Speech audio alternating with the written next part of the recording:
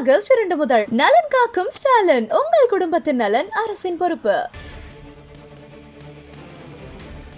தற்போது கிடைத்திருக்கும் முக்கிய செய்தி, முதலமைச்சர் ஸ்டாலினுடன் தூய்மை பணியாளர்கள் சந்தித்து வருகின்றனர்.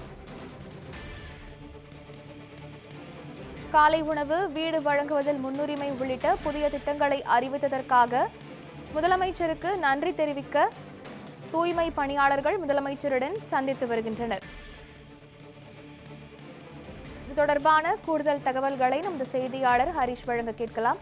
ஹரிஷ், விவரங்களை பதிவு பண்ணலாம்.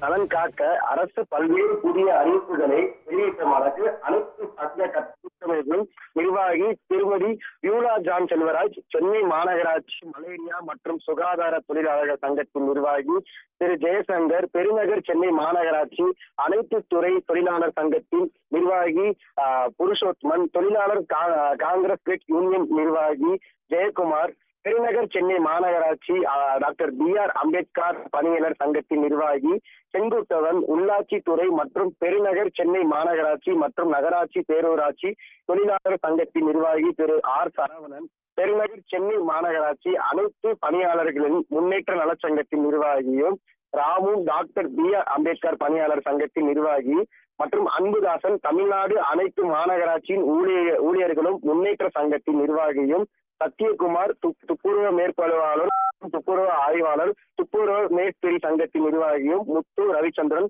உள்ளிட்ட பெருநகர் சென்னை மாநகராட்சியின் ஊழியர்களும் தொழிற்சங்கங்கள் மற்றும் தூய்மை பணியாளர்களின் மாண்புமிகு முதலமைச்சர் MK ஸ்டாலின் அவர்களை சந்தித்து தங்களது நெஞ்சான நன்றியை தெரிவித்துக் கொண்டனர். ஆஷா, தகவல்களுக்கு நன்றி ஹரிஷ்.